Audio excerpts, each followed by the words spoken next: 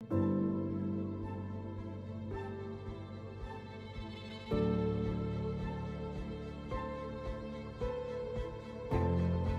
seul moyen de revendication qui existait pour nous autres, c'était de faire valoir nos points de vue, puis c'était la grève qui était unique à nous autres, même si on n'avait pas eu l'intervention du gouvernement en notre faveur. On disait, bon, à ce moment-là, on va se mettre en grève, on n'a rien à perdre. On était quand même 750 travailleurs dans ce temps-là. Et les 750 travailleurs sont sortis en bloc? Oui, en bloc. Il y a des journalistes à l'époque qui ont écrit que, dans le fond, la grève de Murdockville a véritablement donné le signal à ce qu'on a appelé la Révolution tranquille au Québec. C'est ça. C'est ça.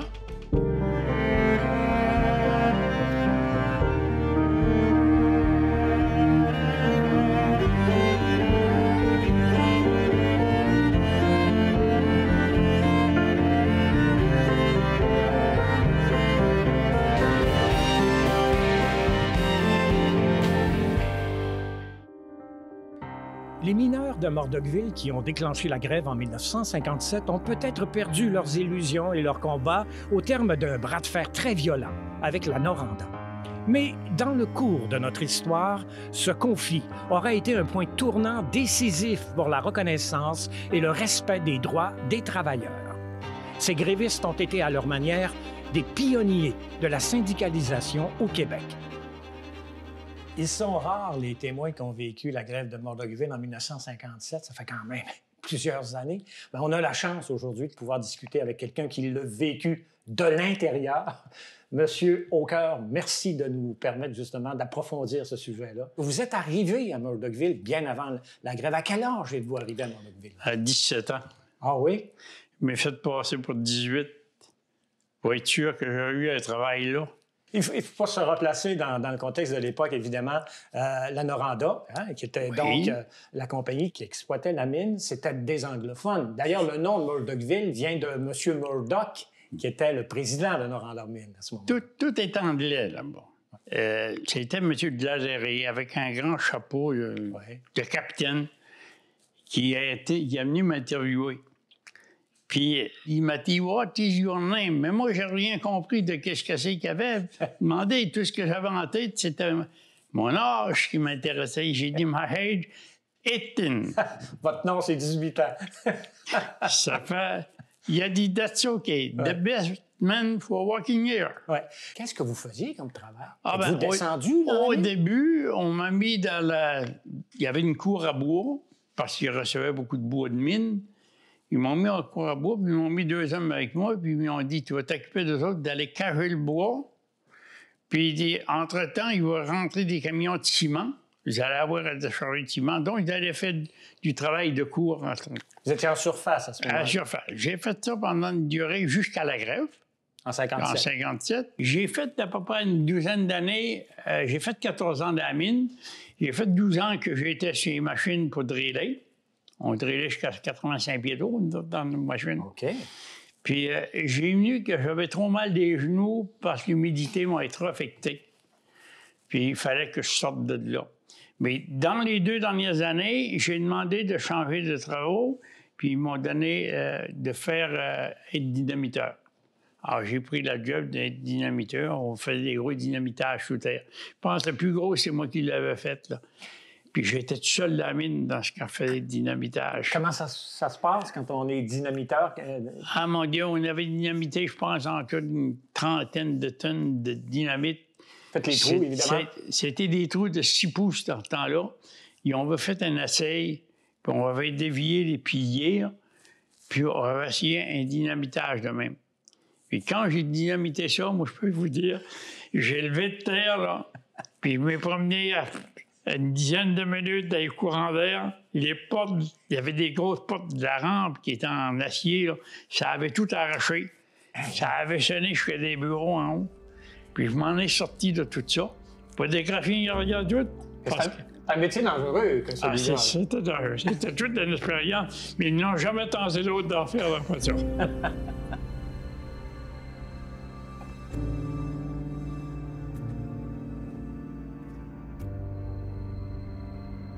Monsieur Aucoeur, on est dans le centre-ville de Murdockville. Évidemment, J'imagine que ça a changé un tantinet, là, depuis le moment où vous êtes arrivé ici dans les années 50. Moi, j'ai arrivé en 55. Mais la mine, ils ont commencé à faire les ouvertures de la mine en 53. Voilà. Ben, en 54, 55, les constructions étaient déjà commencées. Parce qu'ils voulaient recevoir du monde, venir travailler ici, il fallait leur faire des places Ah oui, il pour fallait rester. loger ces gens-là, construire ces maisons-là, je présume? Ouais. Ou... Ben, ils ont commencé la construction des maisons, puis ils ont fait d'autres maisons qui étaient plus grandes. Oui. Ils appelaient ça des maisons X, des maisons A. C'était deux appartements avec des 4,5, c'était plus grand. Il y avait des 3,5. Il y avait différentes grosseurs de même, puis ça, ils louaient ça. C'était pas cher dans le temps. Je pense que moi, je payais pour une maison X 28 piastres par mois.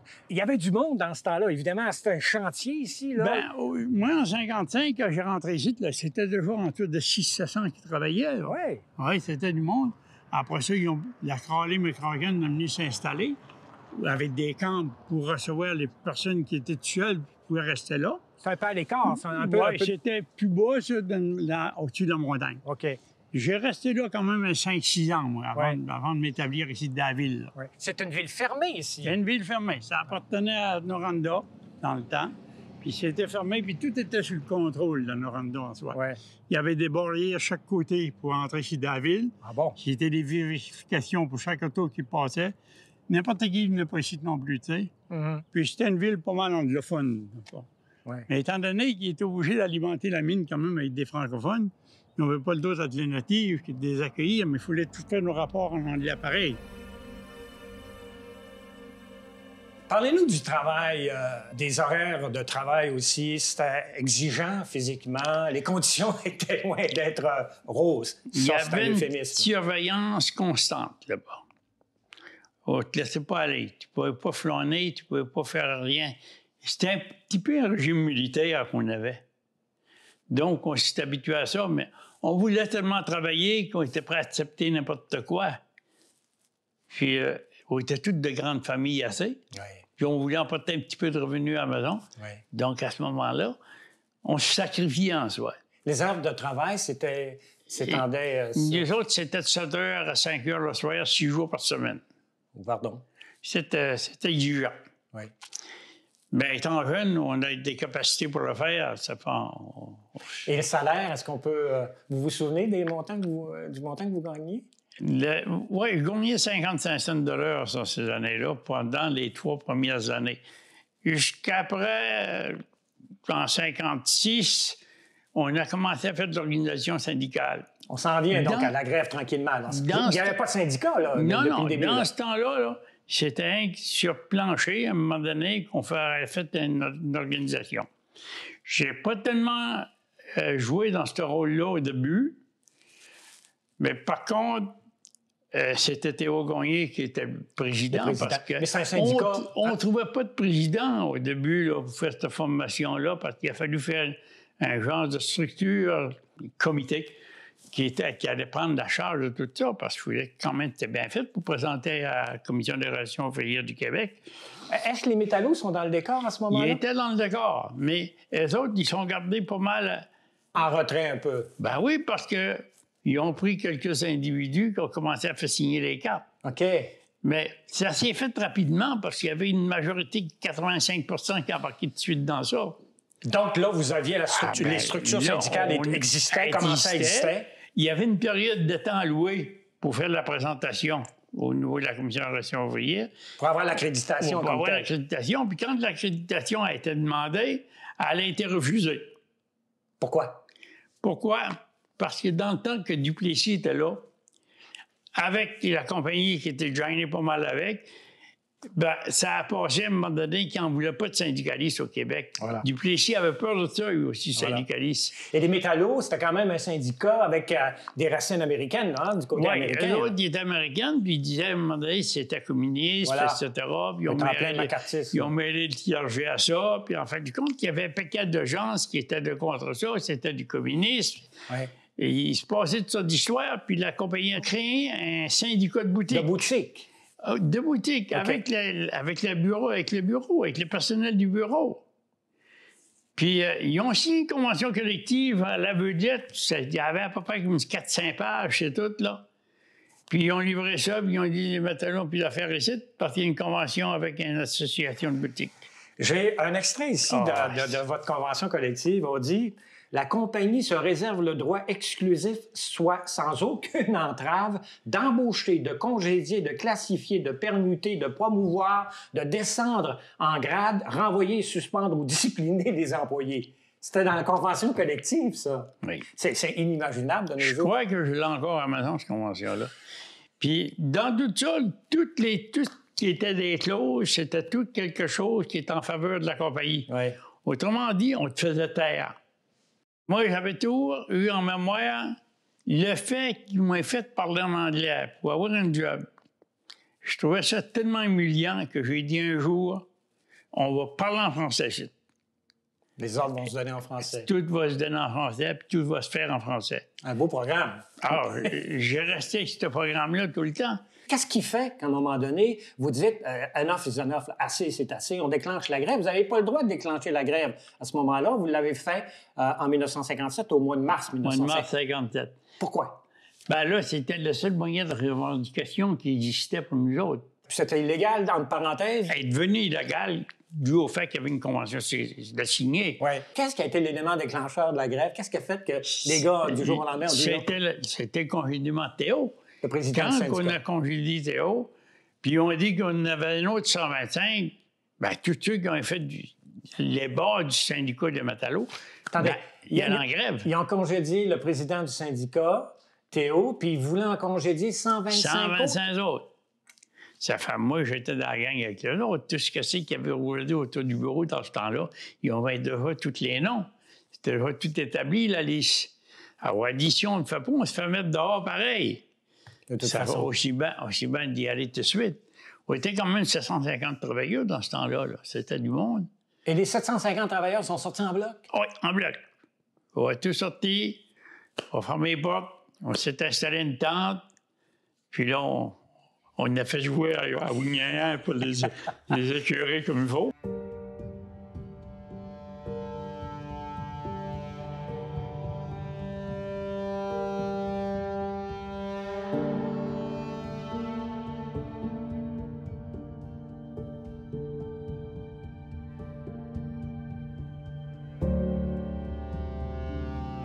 Bien, il y a eu des moments là, dramatiques là, quand même. Hein? Bon, les interventions des fiers à bras, là. Il y a eu du brasse camarade, forcément, même des explosions de dynamite, un mort. Contez-moi ça là, un peu.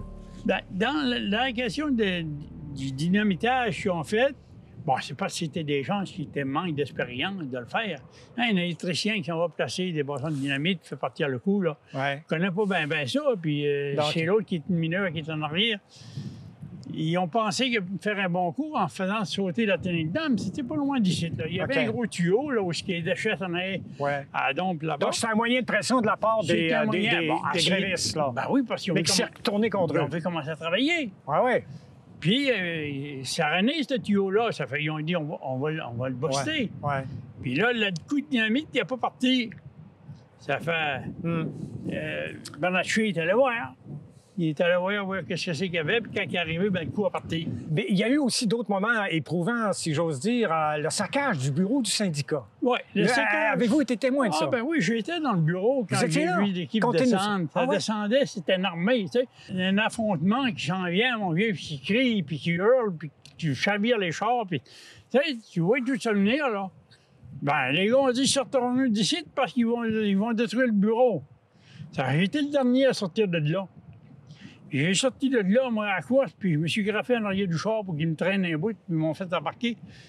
Parce que j'étais le dernier. Ils ont vidé le bureau, ils ont jeté tous les ordinateurs, ils ont tout envoyé ça en travers des vitres, puis ils ont tout saccagé ce qu'il y avait là. C'était qui, eux autres? C'était les SCAP. Les SCAP. C'est les anti-grévistes. Voilà. Ça s'est déroulé de même là, pour une grosse partie. Après ça, il y a eu la grosse manifestation qu'il y a eu, qu'on avait monté faire un piquetage. Qui était là? Comment ça s'est organisé? Oh mon Dieu Seigneur, il y avait des grands... Il y avait Marchand.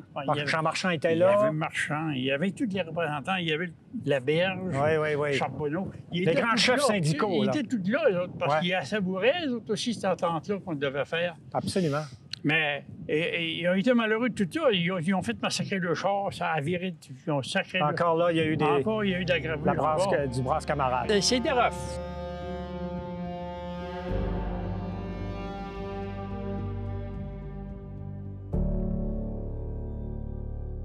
La grève a pris fin pour une raison. Bon, on va jouer de rendre les armes autour du mois de septembre, puis se retirer. Vous étiez rendu au bout du rouleau à ce moment-là? On était rendu au bout du rouleau, puis là, on avait des accusations, il fallait aller en procès, puis ça s'est déroulé dans les années suivantes. En procès, ça a coûté quoi? 3 millions, 2 millions quelque chose au syndicat pour s'en sortir de tout ça. C'est que Noranda, en fait, Gaspéca exigeait des compensations. Des compensations. Ça a été jusqu'à quelques millions de dollars. Donc, après la grève, forcément, vous rentrez à l'automne 1957, vous vous rendez compte que, bon, ça sert à rien.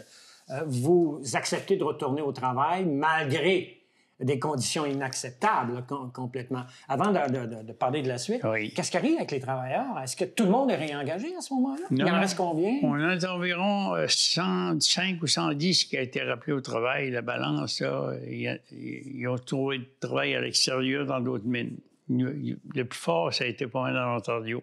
OK. Donc, c'est un petit nombre par rapport au groupe que vous étiez au début de la grève. Hein? La difficulté qu'on a rencontrée, moi, je sais que dans la mine, quand j'ai rentré là, comme de raison, je prenais le job du plus haut chez Drill dans ce temps-là. Puis là, on était payé 1,60 $. C'était un petit peu différent. Mais dans la lunchroom, bon, on a divisé les groupes. Les scabs mangeaient dans un coin, et les grévistes mangeaient dans l'autre. On était à peu près 7 à 8 grévistes, puis les autres étaient une vingtaine de scabs. Au retour, ça, là, Au retour. Ouf, ça devait être assez tendu. C'est stressant. On ne pouvait pas le parler. Il y avait beaucoup de haine, beaucoup de colère. Est-ce que vous avez joué un rôle pour essayer, vous, d'apaiser la colère des uns? Oui, j'ai essayé plus de me marier aux autres parce que moi, j'ai rentré dans le syndicat de boutique pour essayer de connaître davantage, avoir un droit de parole, puis essayer de connaître des trucs. Comment qu'on pouvait faire une organisation, là, sans trop qu'on se fasse connaître dans tout ça. OK. Là, dans le fond, vous rentrez, vous adhérez au syndicat de boutique, mais vous avez toujours les métallos, là, pas loin, là. Vous êtes l'agent des métallos, on va se le dire. Oui, c'était ça. C'était carrément ça. Puis votre mandat, c'était de convaincre les scabs de passer du côté des métallos. Le temps, ça prendra le temps que ça prendra. Ouais. Monsieur Oka, on est devant le centre d'interprétation du cuivre de Murdockville. Et ici, il y a une plaque qui est très révélatrice. Hein? La section locale 6086 des métallos FTQ, après 12 ans de lutte, de courage et de détermination, 1953-65, recevait son accréditation le 24 septembre 1965. C'est vous, ça? Oui, c'est à cause de vous, je me souviens très bien de tout ça. Moi, j'ai commencé à travailler dans le syndicat ici après en 57, après la grève 57. Ça m'a permis, moi, de pouvoir travailler autour de tout ça pendant 6 ans pour aller convaincre ce qui était scab dans le temps. Que moi, je disais pas que c'était des scabs, je disais c'était des gens innocents de qu'est-ce que c'est qu'ils allaient faire. Ils n'étaient pas conscients d'une certaine manière. Ils n'étaient pas conscients, parce que c'était des pères de famille en même temps. Mais j'étais dominé à dire, moi, qu'à un moment donné, on les honore pareil. Puis on dit, bon, vous avez fait un bon travail, j'avais continué la mine ouverte durant toute cette période-là. Alors, nous autres, on va continuer. Alors, les scabs de l'époque, ceux contre qui vous aviez évidemment du ressentiment, vous les avez amadoués au point où ils ont signé des cartes, puisque vous n'avez pas pu obtenir lors de la grève en 57, vous l'avez obtenu en 65. Il a fallu, à ce moment-là, en 66, j'ai pris une agence de produits Raleigh. Avec cette agence-là, ça m'a permis de passer, faire le tour de la ville. Vendiez des produits, une fois par mois. Ouais. J'avais une pharmacie dans ça. Ça fait étonner, c'était des produits que tous les gens cohabitaient avec. Je n'avais pas de misère à en passer. Les premiers 5-6 mois, je n'ai pas fait d'allusion que je faisais la campagne pour les métallos. Par contre, j'ai commencé à déposer mes cartes sur le dessus de ma caisse. Puis partout que j'avais une conviction que les gens m'auraient bien accepté, bien, ils voyaient ça puis ils disaient, c'est quoi ça? Bien, ça, c'est pour la future campagne syndicale. Quand vous serez prêt, vous m'en signez une. On fait ça en toute lucidité, puis confidentiel. Personne ne les voit. Acceptez-moi. Puis j'ai dit, je vais garder ça d'un cas jusqu'à temps qu'on va déposer ça devant la Commission des relations ouvrières du Québec. En résumé, vous continuiez de travailler à Murdockville, mais vous étiez vendeur itinérant. C'était votre couverture pour vendre des cartes, en fait, pour obtenir plus d'adhésion aux métallos. J'ai été en chercher suffisamment que quand on a déposé, on avait déjà une majorité de 14-15. Ouais. Ça a été la victoire du syndicat de cette année-là. Là. Ouais.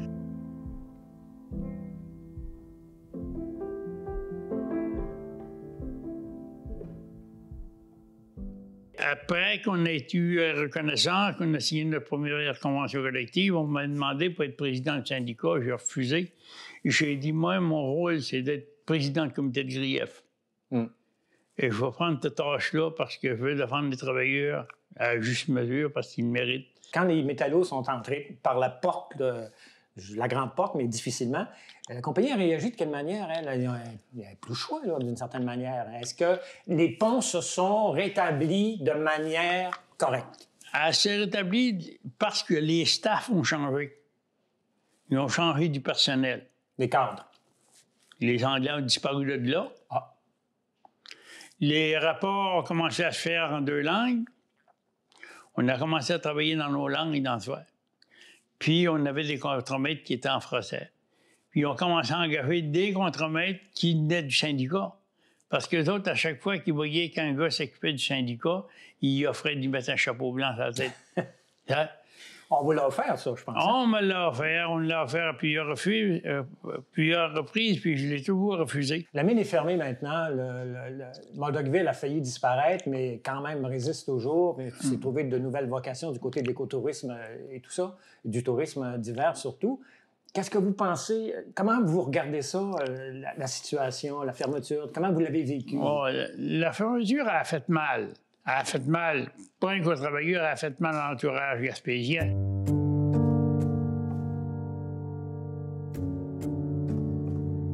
On a levé notre gagne-pain, dans le fond, tu sais. Puis, je crois que moi, quand j'ai parti de là en 76, je savais que la mine a réformé, on disait 2 jours avant, même 95. Ouais. Les gens ne le croyaient pas, là, Ouais. mais c'était prévu que 95, 90, 95, qu'elle allait fermer.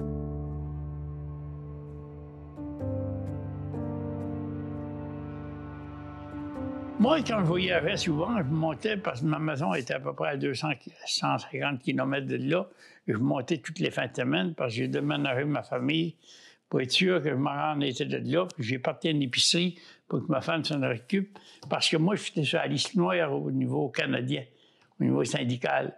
J'avais plus de job à nulle part. J'ai dit, maman, créer une. Ça fait là, j'ai parti, puis je me créais des travaux. J'ai eu 8 hommes qui travaillaient pour moi.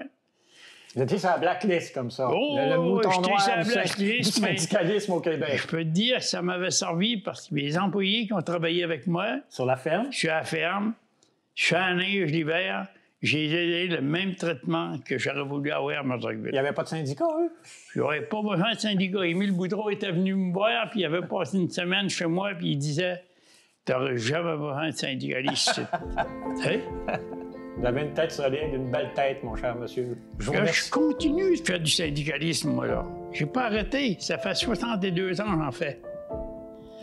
Je suis administrateur au niveau du syndicat de producteurs de bois. Puis je suis comité exécutif, ça doit faire une 15aine d'années. Je vous souhaite une excellente continuité. Merci beaucoup, ça a été très intéressant. C'est vraiment un pan de notre histoire que vous nous avez livré, là. Très, très privilégié d'avoir eu cette discussion-là avec vous. Je vous remercie beaucoup. Moi, je vous remercie de m'avoir invité. Ça m'a fait chaud au cœur. Je dis encore une fois, on a toujours des récompenses. Cette-là, c'en est une. Merci beaucoup. Merci. Merci.